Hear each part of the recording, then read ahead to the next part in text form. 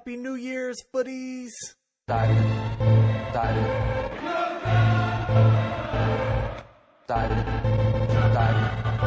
We're leaving it follows.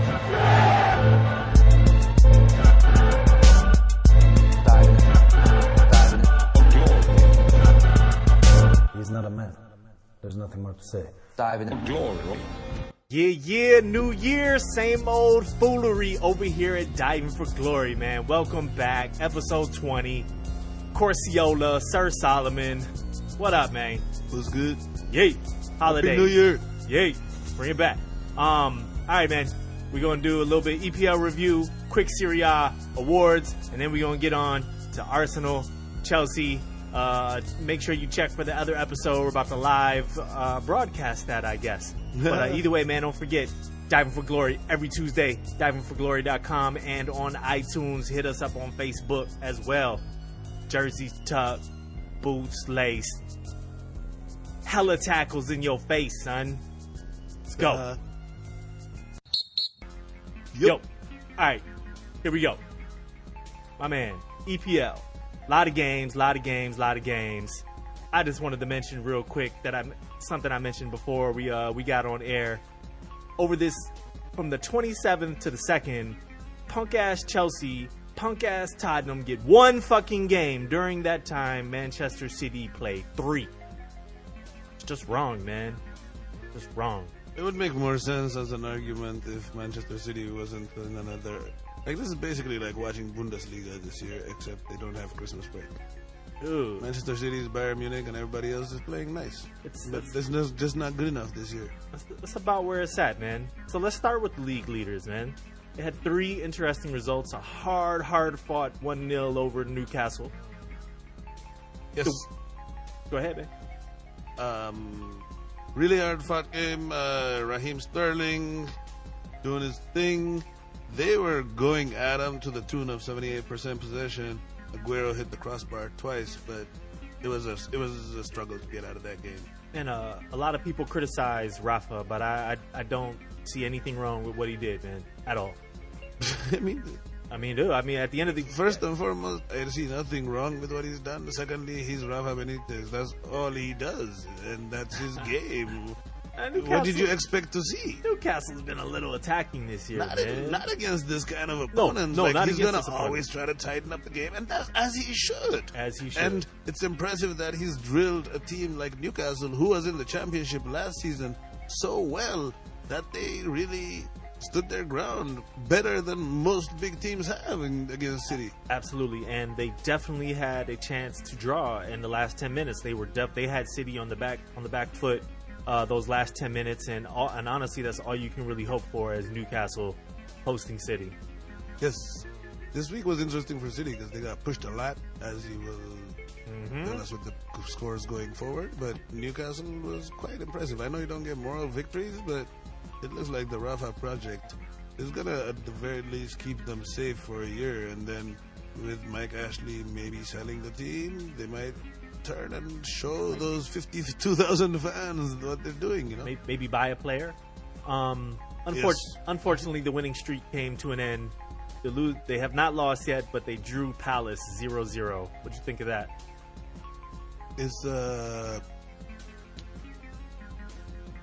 They might have should have lost that game. It's pretty close. That was the game that they really got pushed. Palace had the penalty. Which Ederson got the fuck out of there. It was a Diving for Glory penalty though, man. Fucking Zaha out there, dude. Hey man, he did what he has to do to get what he has to do. I'm just saying. Yeah, so do we. He did his part. The only problem I had with it is why he didn't take the penalty. I was wondering. He was the guy in both games against City and against Arsenal. Like, Zaha is showing himself to be a class above Crystal Palace.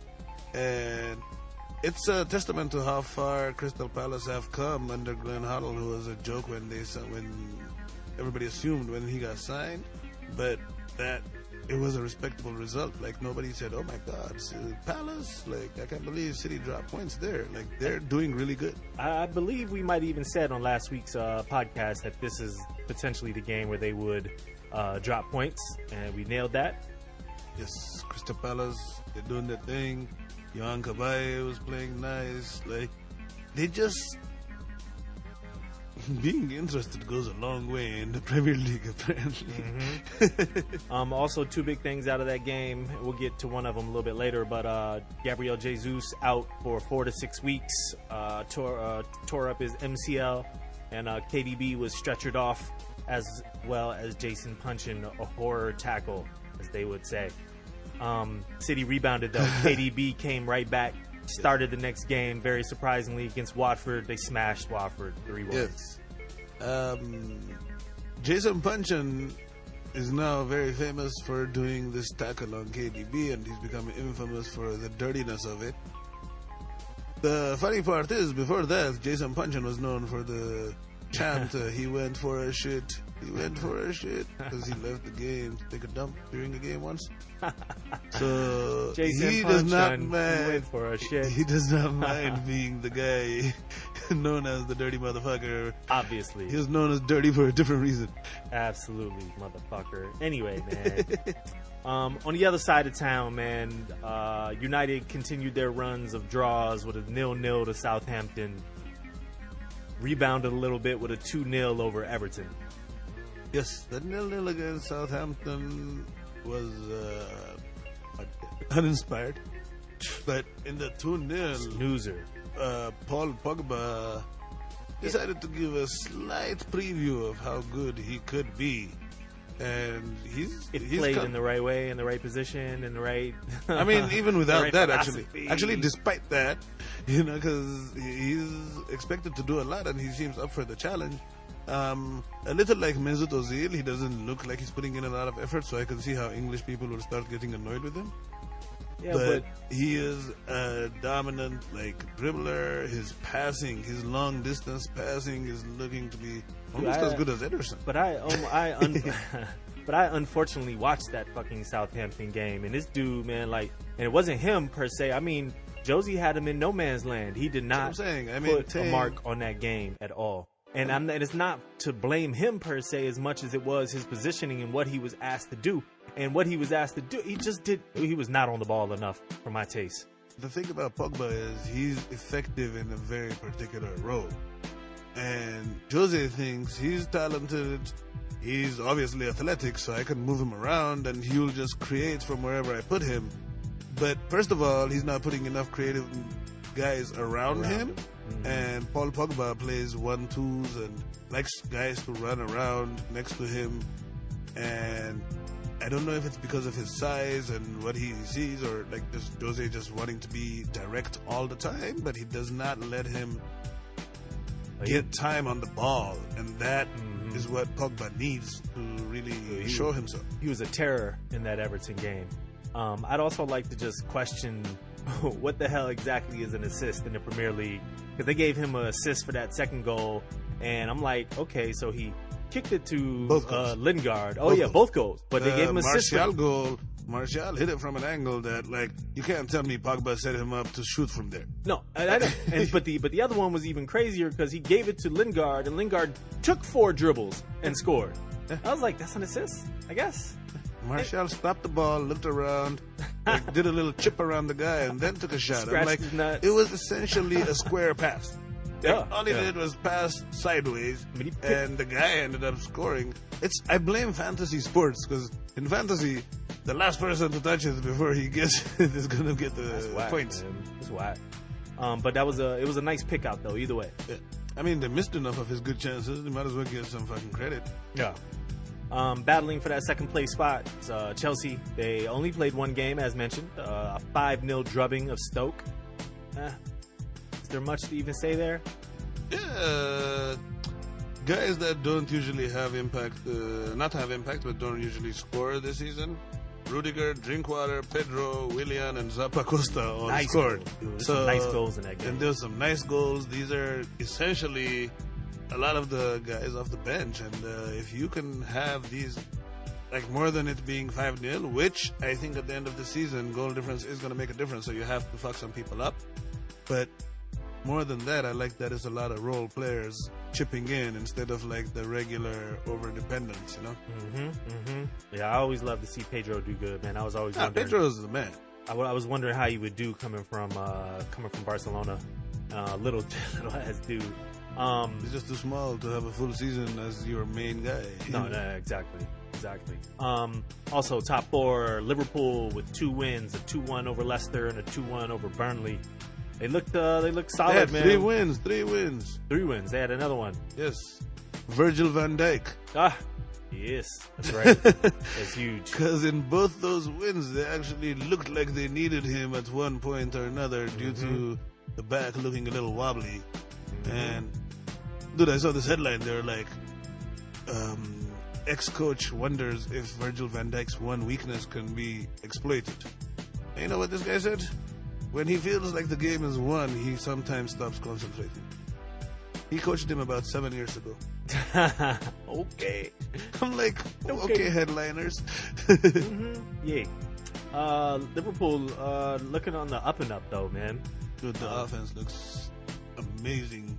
And now with Virgil van Dijk coming, and Keita we'll see how next year. it goes. But the biggest question is asked in Brazilian Portuguese, and it is what happens to Tinho. Yeah. That'll be interesting. The news today is that Barca put 133 million. Will put yes. Pound or euros or dollars? Because I can't fucking keep track. 150 million euros, 130 million pounds. What they're claiming is, and this is Guillaume Ballack, which is affiliated with a lot of the Spanish teams, but he makes random claims too. Yeah, which is the norm in Spanish. So, question. Yes, if you're Liverpool, do you sell them? Yeah. I think if they give you 150 million euros, which is an offer of 110 and then plus 40 in add-ons. Yeah. Especially since Virgil van Dijk just cost them 75 million. And if RB Leipzig reached the Champions League, the price for Naby Keita is going to go up to almost like 65 million pounds. Yeah. So, yes, they have money, but if he clearly doesn't want to be there, is what the word on the street is. So if that's what you want, you should sell him. So with all that money, you could, correct me if I'm wrong, in a same position than a Nabil Fekir, for example. No. What do you mean, like a replacement? No. I don't think so, because Nabil Fekir plays a lot further up. Okay. Yeah, and this year he's been playing as a false nine a lot, and if he was to sign while Coutinho is there, like, that might be interesting. But I don't see Nabil Fekir going to Liverpool. But they might just see the year out with fucking Adam Lallana and just see what is going on. Because I think that if they're trying to sell Coutinho, you're basically throwing in the towel and just going for fourth place. So they might just see what happens. They certainly have no Emre Chant and Gini Wijnaldum, who the greatest thing about him is his song, you know. And they have no shortage of attacking options. So they just have to go all out and just try to like shit on teams left and right. It's a very difficult thing. Yeah, I think that they're a top 4 team, but Coutinho had a beautiful goal too. Buying in January is difficult to begin with, you know. And especially like if you sell Coutinho, like the prices you're going to be quoted are ridiculous. So just hold out, wait for the summer, get your top 4. Yeah, Wijnaldum and Chan and different guys, and you just move them around, you know. See what happens. So, also in the top 4 battle, Tottenham, one game, they had a 2-0 win over Swansea. Looked comprehensive. I mean, it just looked like Tottenham. I don't even... after their 5-2 last week, they did their thing. It was quite a boring match. Swansea didn't really show up. They're ready for relegation. Yeah, man. Like at this point, I think some of their lack of points might have them starting next season in the Champions League in like 8th place or something. They might have to take points off. Championship. Yeah, in the championship. Yeah. Arsenal, a 3-2 win over Palace and a 1-1 draw with probably going down West Brom. Typical Arsenal. Basically. Wenger with a lot to say to the press this week as well. Wenger and Mourinho, just I'm so tired of hearing them. They're like they're the two old guys. Man. Yeah, they just why don't you win it? Just win the fucking game. Like you played against West Brom, yes, and It was a bad call, but I don't agree it was a bad call. Actually, I think it was a harsh call. okay. But the claim you make is that he didn't have any control on why the ball hit his hand. It was so close, right? But that was not really a natural position to have his hand to begin with. Mm-hmm. Like, that is when you get a pass on it. You can't just have your hands willy-nilly all over the place, and if the ball hits it, it's not a penalty. You understand me? Yeah, but point blank, man. At the end of the day, Yeah, that's it not... doesn't usually get called. Yeah, but like if it does get called, it's one of It's 'cause those your arm is that out. yeah, the arm is out. It's not like his arm was on his side and he just got hit, you know. So it does draw attention to it when your arm is sticking about 2 feet outside of your body and it gets hit there. Yeah, yeah. So, anyways, he bitched and moaned about that, but the bigger issue is how the fuck don't you put away West Brom?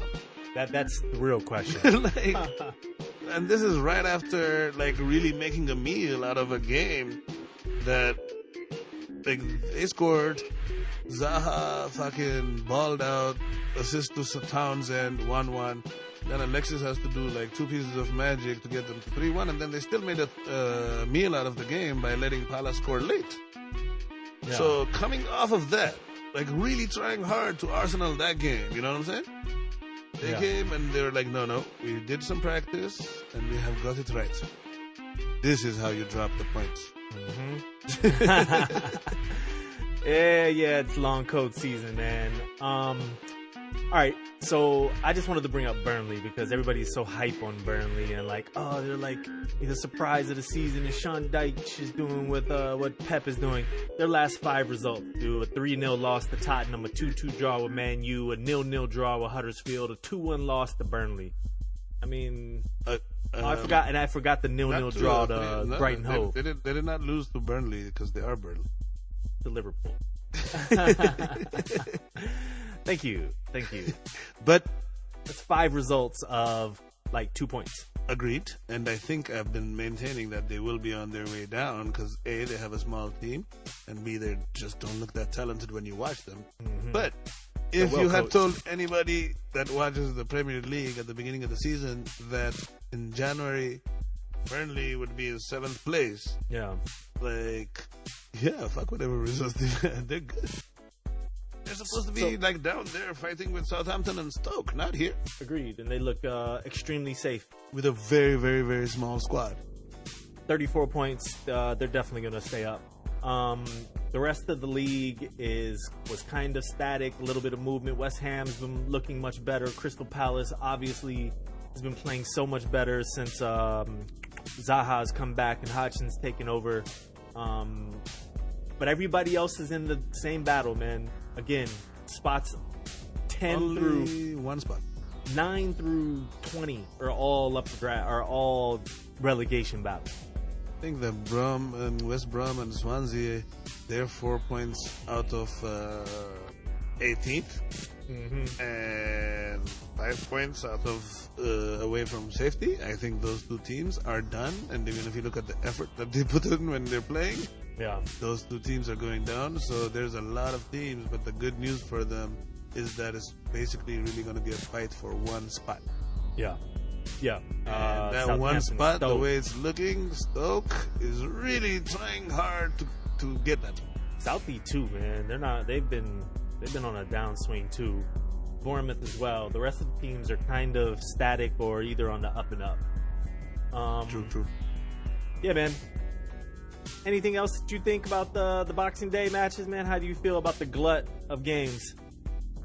It was fun. It was a lot of fun to just be able to turn on the TV at random times and watch games of teams that aren't like I watched the Tottenham Swansea game, and on a regular weekend I would never get the time of the day but it was a good opportunity to see some other football, and it was fun. If the Premier League was around, we'd be bored fucking death. Yeah, man, it's true. Fucking cold out here. Yeah, true. All right. So that's the EPL, man. A lot went on.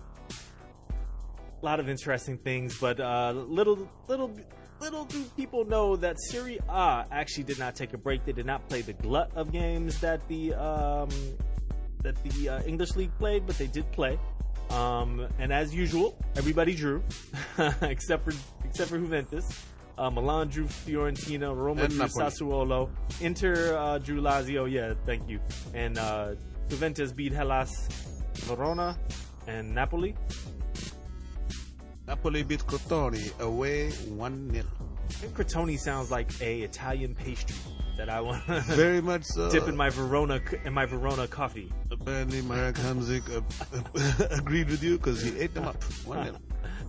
Yeah, man. Any particular thoughts on Serie A? I watched about more than half of the Fiorentina AC Milan game. I wish I could get my time back for that. It was excruciatingly boring. Disaster. Paulo Dybala looks to be back. His 2 goals against Verona were nice. Put him forward, but yeah, it looks like it's a 2-horse race going forward, man. Juventus and Napoli. Yep, Napoli and Juventus 1 point apart, and then there's a 6-point drop to third, and I think they're breaking away. Yeah, I definitely could see that. Hopefully that's not the case. I'd like it to be more interesting. Yeah, because this is like really the last of the leagues that has anything to play for. Yeah. Almost all the other ones are done. I still, just because, you know, my being a Barcelona supporter as well, I just can't. I hate to get too comfortable. You see, they drop 3 games and Real goes on a damn win streak. Yes, Real close, real fast. I agree with you, but the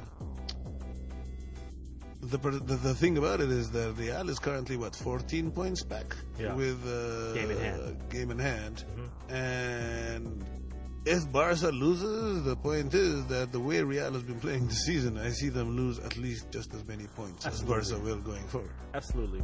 I'd also like to mention the return of the Acosta, Diego Costa. The Elephant Man. Yeah. I forgot to review the EPL points though, man. City's up 15, 22 games in. The one thing I wanted to ask you is, do you think they will reach 100 points?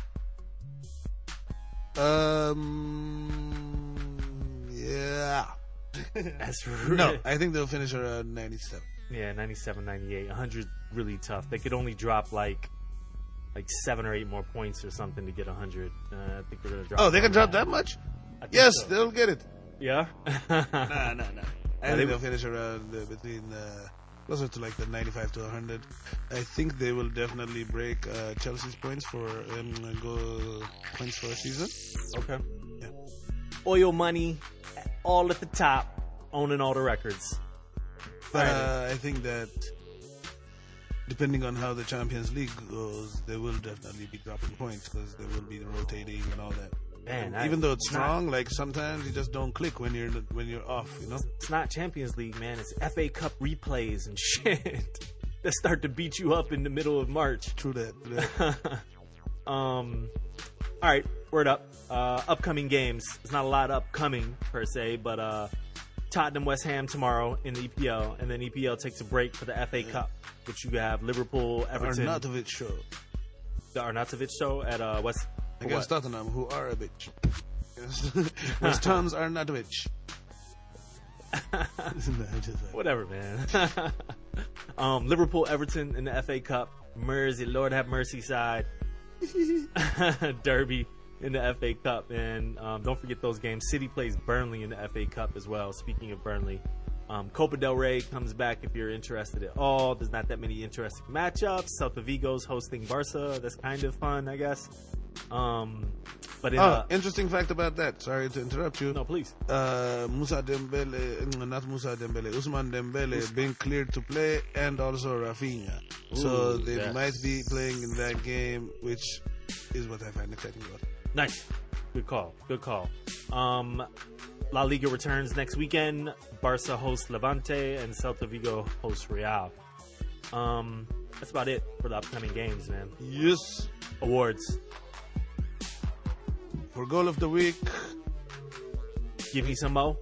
Yes, give me some more. Had that double, Had the double, that dude. speed, that finish, and this is a close race this week, right ahead of his teammate, The beast, man. Money. Mane, Gucci Mane. Goal with the goal of the week. Yo. Ooh, yeah. We skipped a little bit. So goal of the week was Mane. Dude of the week was Mo Salah. Yes, indeed.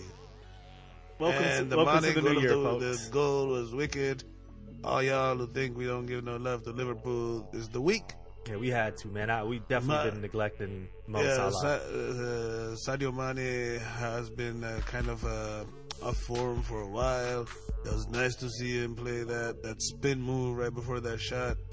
He killed it, and Alexis Sanchez had a nice goal, but that didn't qualify this week. It's all Liverpool.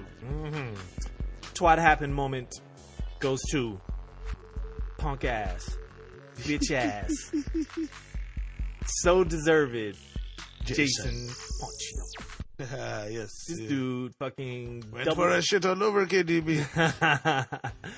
KDB comes back next game. Jason Punchin has been ruled out for the season. Yes, he's Tore done his up his job. knee. Is there a God? If so, he must be a City fan.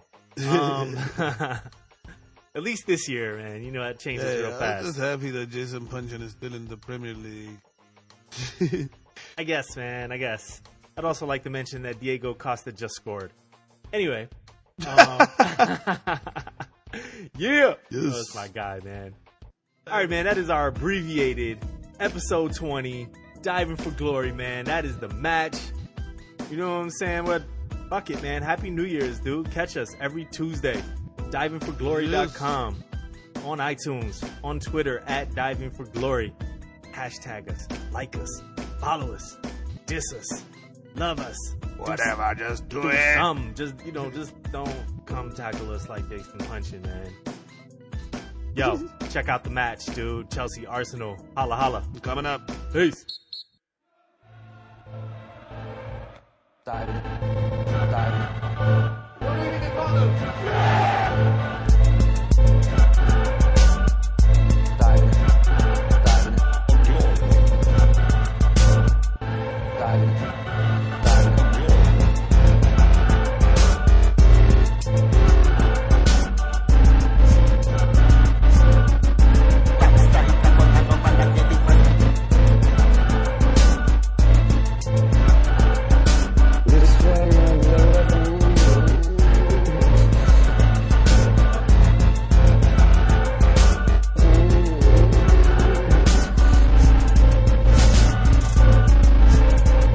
You guys think back, I want these in the fucking reserves.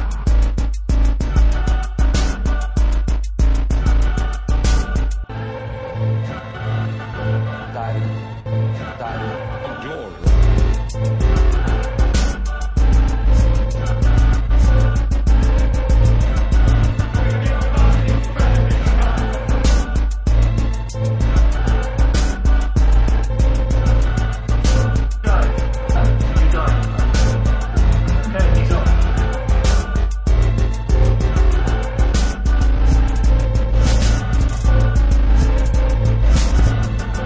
He's not a man.